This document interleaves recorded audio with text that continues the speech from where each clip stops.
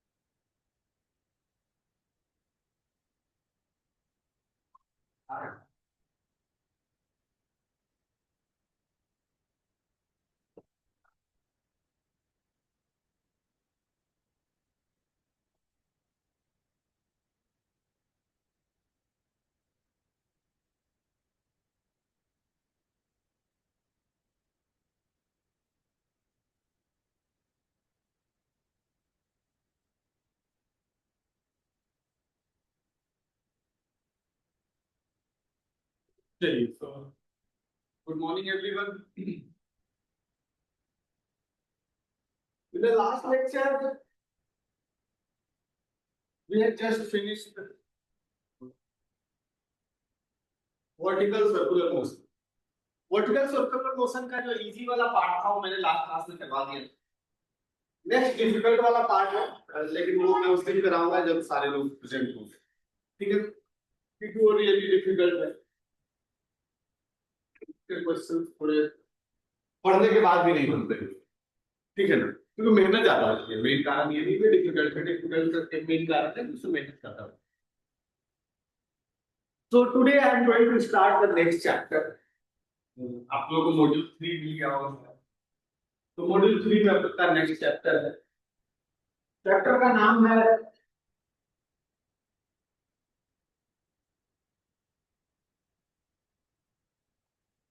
Centre of mass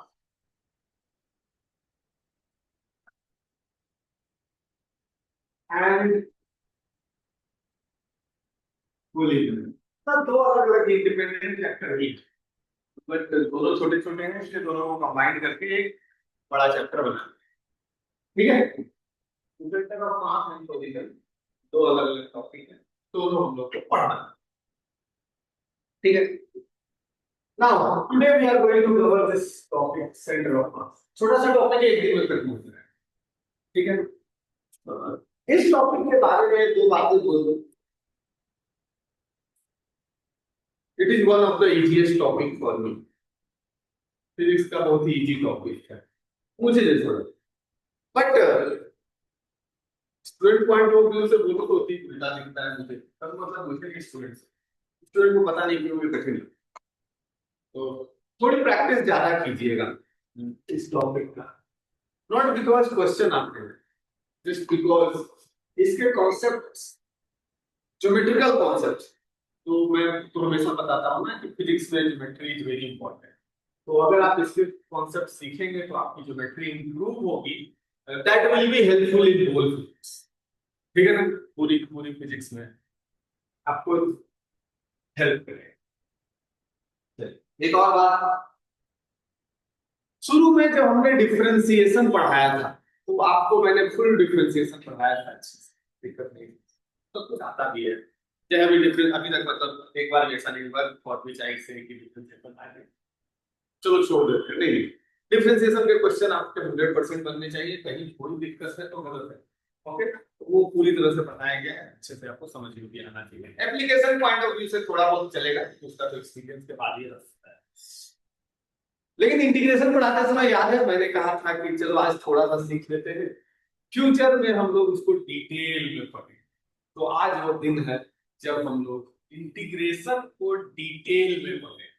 Okay, so today I am going to teach you 9 types of integration.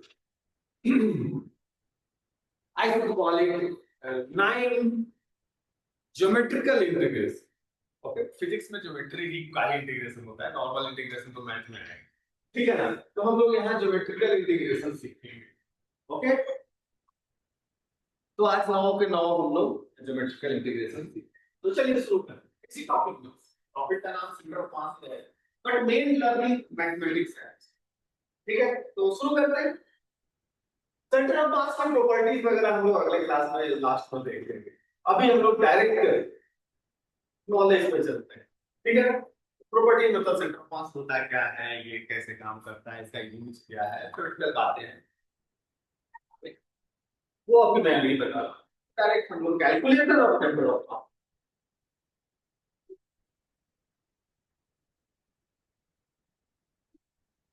Centre of मास हम लोग उसमें short में देखते हैं, ठीक है।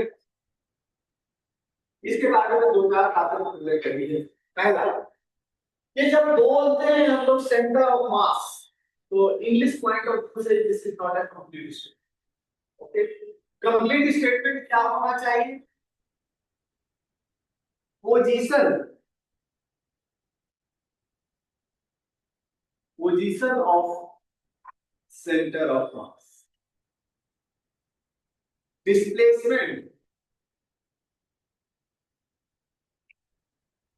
Of centre of mass, velocity of centre of, acceleration of centre of. समझ रहे बात को? तो सेंटर ऑफ मास की किसी एक प्रॉपर्टी को हम लोग सीखने जा रहे हैं। अब प्रॉपर्टी कुछ भी हो सकती है, और भी हो सकती है, पर मोस्टली जो क्वेश्चन आते हैं वही चार से आते हैं। Position of centre of mass, displacement of centre of mass, velocity of centre of mass and acceleration of centre of. अगर उन्होंने कोई मेंशन नहीं किया, सीधे बोल दिया find the centre of mass, जब find the centre of mass बोल दे तो इसका मतलब उन्होंने पोजीशन, ठीक है ना। तो पोजीशन वर्ड वो लोग लिखते नहीं, जैसे होता है ना, से पूछ मैं पूछूं ये क्या है, तो मोबाइल है, एक्चुअली मोबाइल नहीं है, तो मोबाइल फोन है। हम लोग फोन वर्ड धीरे धीरे गायब कर दिए और उसको मोबाइल बोलना शुरू कर। ओके, मोबाइल का कहीं से कोई मीनिंग उस डिवाइस से मैच नहीं करता है, ओके, जब तक आप उसको फोन नहीं बोलते, ठीक है ना। इफ यू से फोन इट्स ओके, मोबाइल कहीं से ओके, ठीक है ना। तो पर ठीक है, हमारी हैबिट हो गई है। तो यहाँ भी लोगों की हैबिट बन गई है जो क्वेश्चन में भी सेंटर ऑफ मास लिखते हैं, लेकिन सेंटर ऑफ मास की कौन सी प्रॉपर्टी पता करनी वो नहीं बताते। ओके, अगर उनको वेलोसिटी चाहिए होगा तो जरूर बोले, एक्सेलरेशन चाहिए होगा तो जरूर बोले, डिस्प्लेसमेंट चाहिए होगा तो भी लिखा रहेगा क्वेश्चन में, पोजीशन चाहिए होता है तो पोजीशन वर्ड नहीं लिखते। तो अगर वो कुछ नहीं लिखे इसका मतलब पोजीशन ऑफ सेंटर ऑफ मास, ठीक है। चलिए, तो हम लोग इसका शुरू करते हैं। पहला, फॉर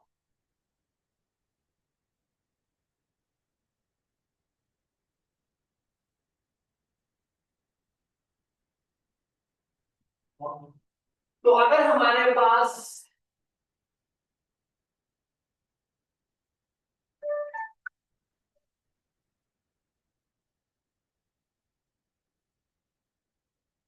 अगर हमारे पास दो ऑब्जेक्ट है और उन आपसे पूछा जाए कि वो उन दोनों ऑब्जेक्ट का सेंटर ऑफ मास का पोजीशन क्या है, उन दोनों के ऑब्जेक्ट का सेंटर ऑफ मास का वेलोसिटी क्या है, तो देखते हैं, ठीक है। तो पोजीशन में भी व्हेनेवर आई से पोजीशन मतलब there are three information, X coordinate of position, Y coordinate of position and Z coordinate of. समझते हैं? पोजीशन बोलने से एक इंफॉर्मेशन नहीं होती है, तीन अलग अलग होते हैं। अब मैंने कहा है तीनों का कैलकुलेशन सेपरेट सेपरेट किया जाता है। तो if we have two objects, एक यहाँ रखा हुआ है जिसका कोऑर्डिनेट है x1 y1 एंड z1, ये तो आप लोग समझते ही होंगे, इसका मास है m1।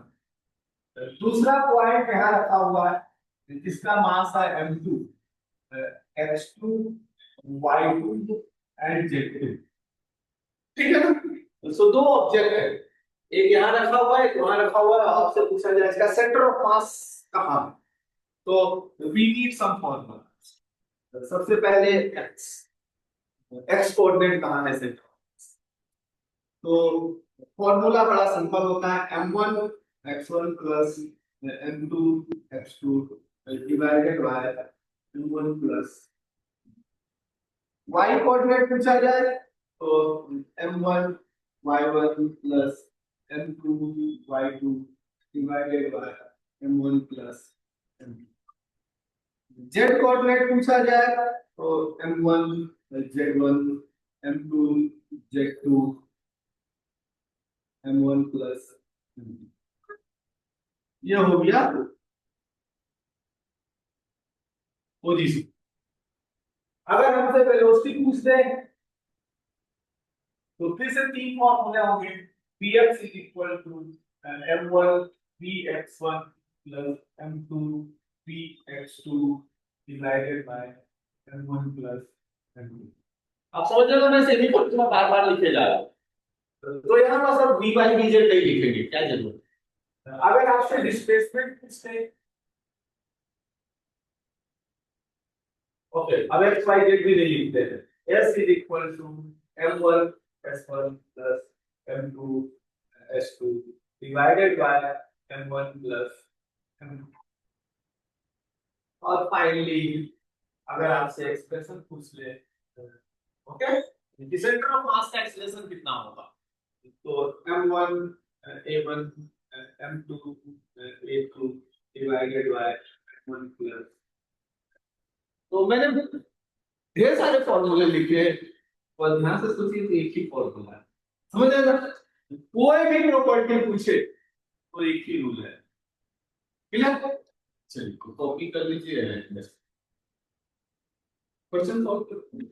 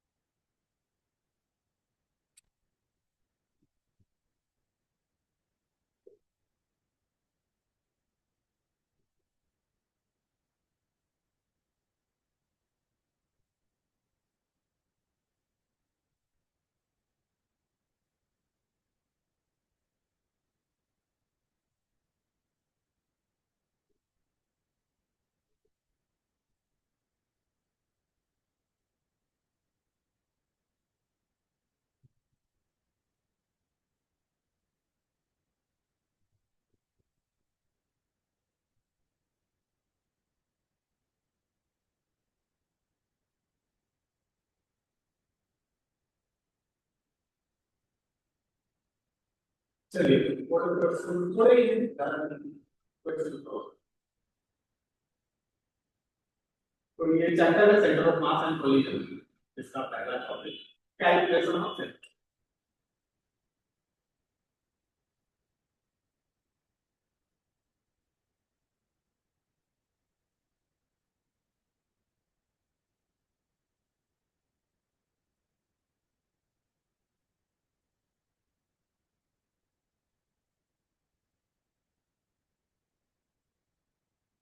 चलिए तो कुछ मैंने कहा था थ्योरेटिकल बातें भी होती है उसके बारे में बताने का, पर वो सब आप लोग ऑलरेडी जानते हो। तो centre of mass of body बताइए।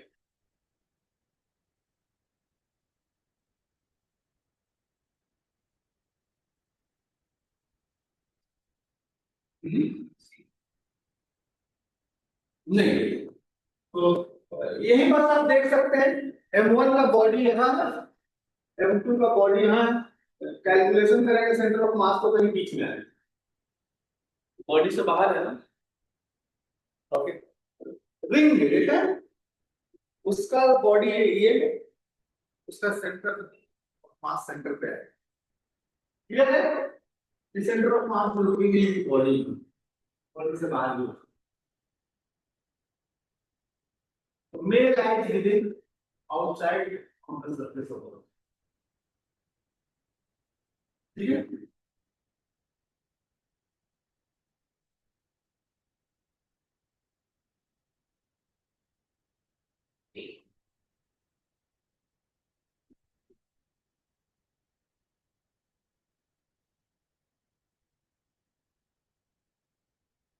जैसे कि तो कहता है कि दो ऑब्जेक्ट है और उसका सेंटर ऑफ मास जीरो पे है ऑरिजिन पे। अगर दोनों का कोऑर्डिनेट पॉजिटिव होगा यानी x1 x2 दोनों पॉजिटिव होगा तो x भी पॉजिटिव आएगा, x1 x2 दोनों नेगेटिव आएगा तो x नेगेटिव आएगा। लेकिन अगर एक पॉजिटिव और एक नेगेटिव हो तो x जीरो आ सकता है ना। तो सिंपल मैथमेटिक्स है, उन्होंने पहले बोल दिया है ये। तो पोजीशन का सेंटर ऑफ मास का पोजीशन है वो ऑरिजिन पे, तो बताइए फैक्टर्स कहां हो सकते हैं। उसमें से कुछ को पॉजिटिव पे होना होगा, कुछ को नेगेटिव पे होगा। ठीक है,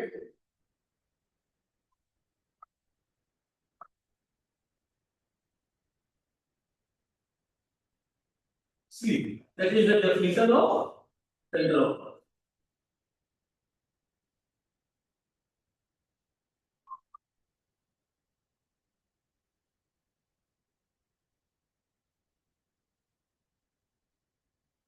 ये बताइए।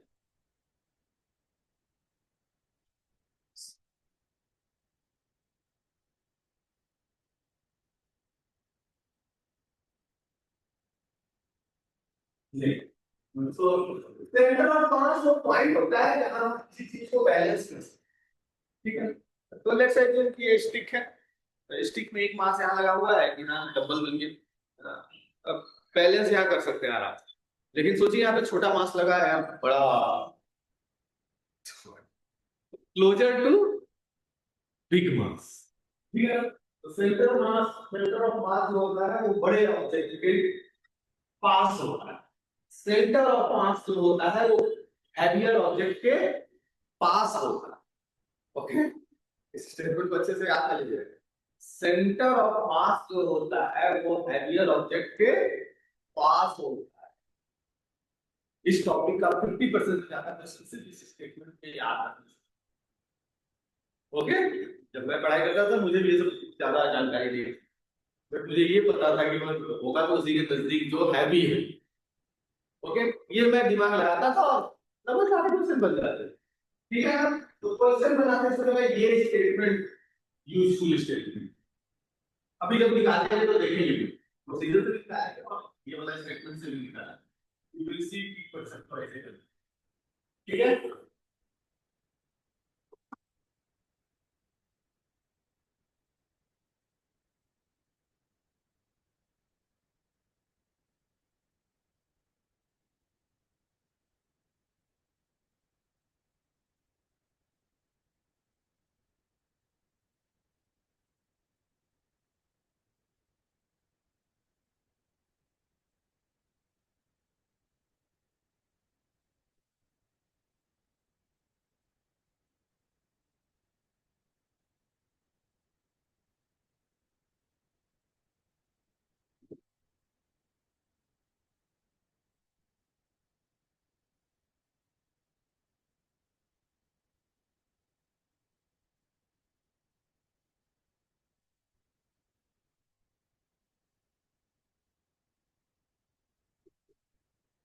बोलिए।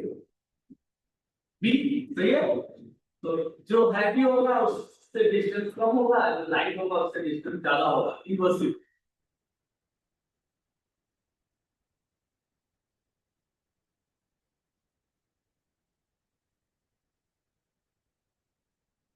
Centre of mass of system of two particle divided by distance between them सी।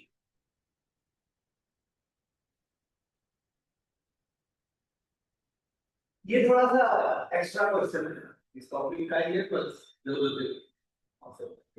देखिए अगर आपको पता हो, ऑप्शन ए सेंटर ऑफ मास और सेंटर ऑफ ग्रेविटी, तो ये दो अलग चीजें हैं। तो होता है ऑलवेज एक ही जगह पे होता है।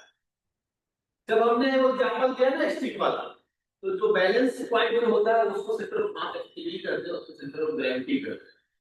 ओके, बट बाय चांस दोनों मैच करते हैं, इसलिए हम लोग centre of mass centre of gravity निकाल लेते हैं, आता तो सेंटर ऑफ ग्रेविटी है। ओके, लेकिन सम स्पेशल केस हो सकते हैं जब दोनों मिसमैच है, ठीक है। तो not always a row centre of mass,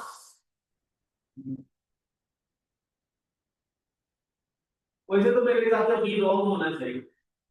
centre of gravity वो पॉइंट होता है जहां ग्रेविटेशनल टॉर्क जीरो, ठीक है ना, उसको सेंटर ऑफ ग्रेविटी जहां ग्रेविटेशनल टॉर्क जीरो हो जाए। बट यहाँ इसको करेक्ट लेना पड़ेगा कि जब जब सेंटर ऑफ मास और सेंटर ऑफ ग्रेविटी दोनों दोनों बातें डिस्कस की गई हो क्वेश्चन में, तो दोनों को अलग मानेंगे। लेकिन जब जब उस सिर्फ एक ही बात किया गया तो हम लोग उसको सेम ही माने। ये इंग्लिश को लेकर बड़ा गड़बड़ है, ठीक है। तो भी करेक्ट, ठीक के बारे में बताइए।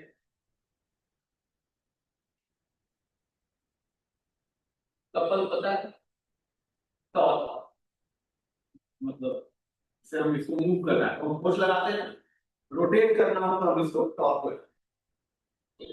तो टॉर्क प्रोड्यूसेस ओनली रोटेशन, ठीक है ना। यहाँ लिख दिया फोर्स ट्रांसलेशनल है, force produces translational, torque produces rotation. तो सी रो बी पढ़ा मैकेनिकल एडवांटेज।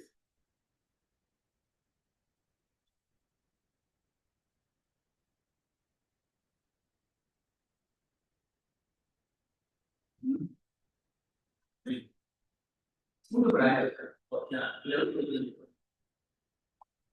तो आपने देखा होगा कि अगर एक कील हो, उसको आपसे को हटा जाए, हाथ से काट लगाओ, निकाल नहीं निकाल, तो जो कील निकालने वाला इंस्ट्रूमेंट आता है तो फिर हल्का सा फोर्स लगाएगी, ये बात समझ रहे हैं ना। तो जब हम बहुत कम एफर्ट लगा के बहुत हैवी चीज टास्क को कम कर लेते हैं, तो उसको कहा जाता है mechanical advantage is more than one, ठीक है ना। लेकिन अगर मैं इसको ऐसे ऐसे करूँ और इससे मैं किसी चीज को उठाने की कोशिश करूँ, इससे नहीं उठा, बहुत फोर्स लगा रहा हूँ फिर भी नहीं उठा, समझ रहे हैं ना। क्योंकि ये तो मैं बहुत आसान है। तो बहुत ज्यादा फोर्स लगा के मैं थोड़ा सा भी छोटा काम भी नहीं कर पा रहा हूँ, इसको बोलते हैं mechanical advantage is less than. अगर इक्वल हो कि मैं जितना फोर्स लगा के इसको उठाता हूं उतने फोर्स लगा के उड़ जाता है, तो ये मैकेनिकल एडवांटेज एग्जैक्टली वन, ठीक है। तो मैकेनिकल एडवांटेज वन से ज्यादा का मतलब है कम फोर्स से बड़ा काम।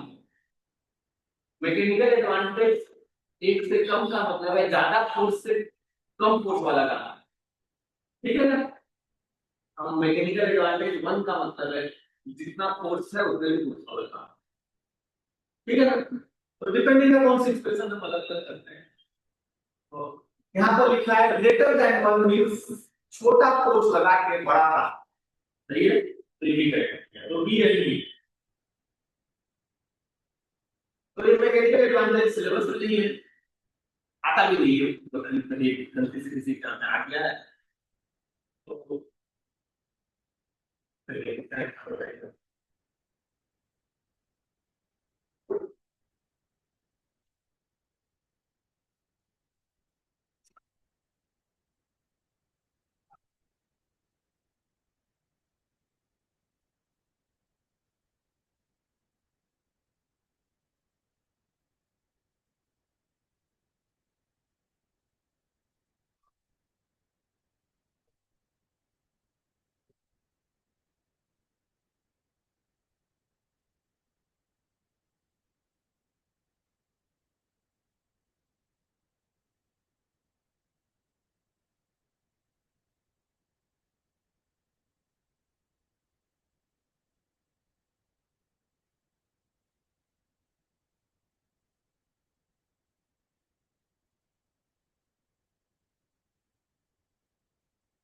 तो सेंटर ऑफ मास जब भी निकालना हो तो सबसे पहली चीज जो ध्यान देने वाली होती है कि ओरिजिन डिफाइन करना।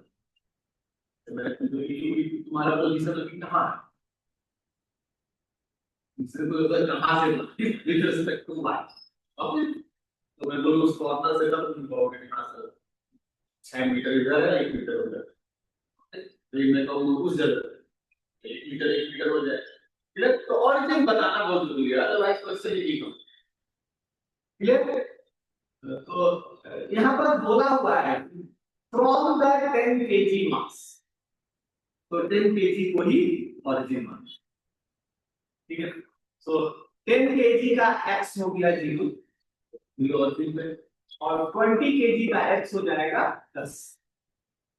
तो 10 into 0 plus 20 into 10 divided by 10 plus 20 कितना है, समझे ना? ये हो गया m1 x1 0, ये हो गया m2 x2 10।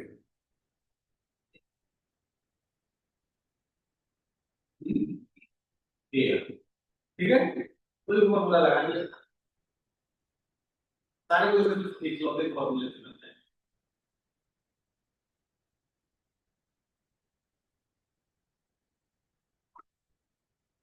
थोड़ी देर पहले मैंने एक बात बोली थी कि सारे क्वेश्चन हैवियर के नजदीक, तो देख लो हैवियर के नजदीक।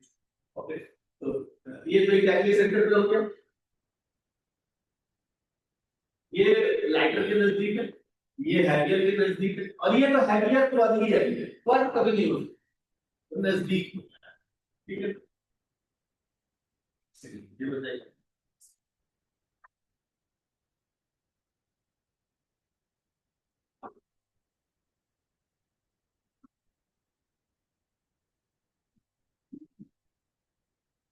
तो इसमें पूछा है नजदीक किससे होगा, तो हैवियर के नजदीक, दूर किससे होगा, तो लाइटर के है, लाइटर है पी है क्यू, है ना, तो पी है पी है।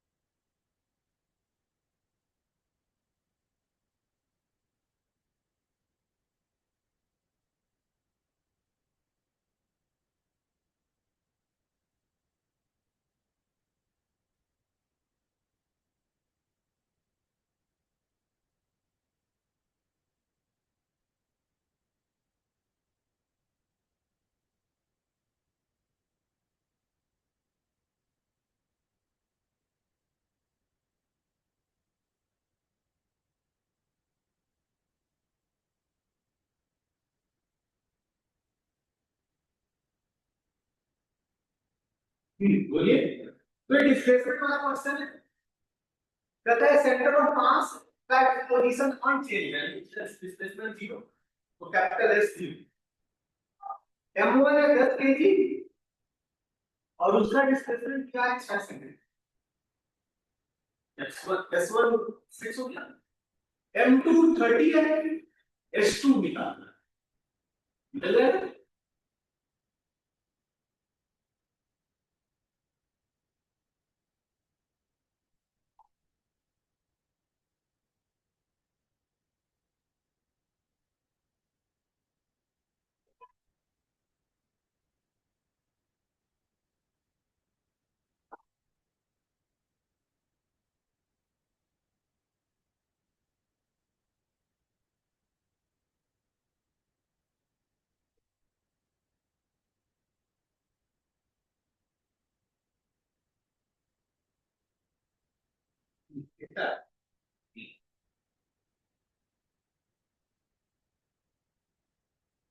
नहीं तो बात सुनो, अगर फोटो बनाओगे 10 और 30 तो 10 का +6 है, 30 का -2 है, -2 इधर होगा तो बात समझो, 10 और 30 है, दोनों टू बात से अच्छी ऑपोजिट होगा, ठीक है।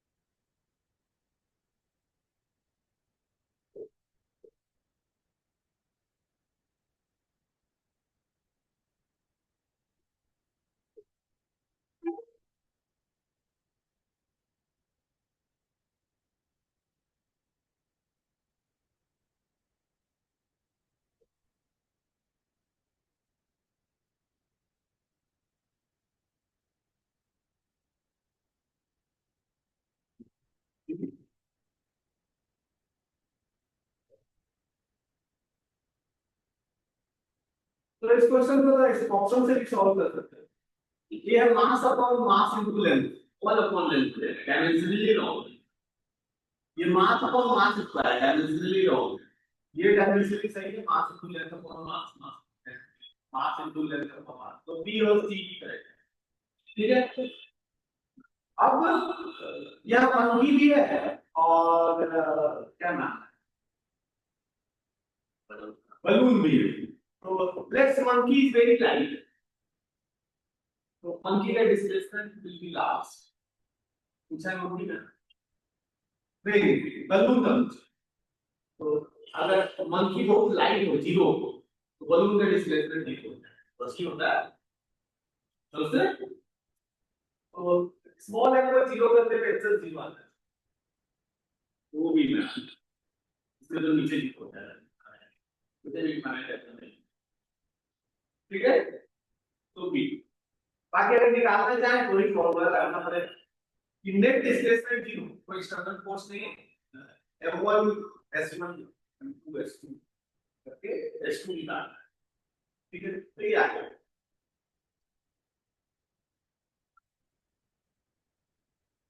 ये कठिन क्वेश्चन है, देखने के बाद ये भी कठिन क्वेश्चन, क्वेश्चन ये चलिए लास्ट क्वेश्चन मीटिंग एंड हो जाएगी।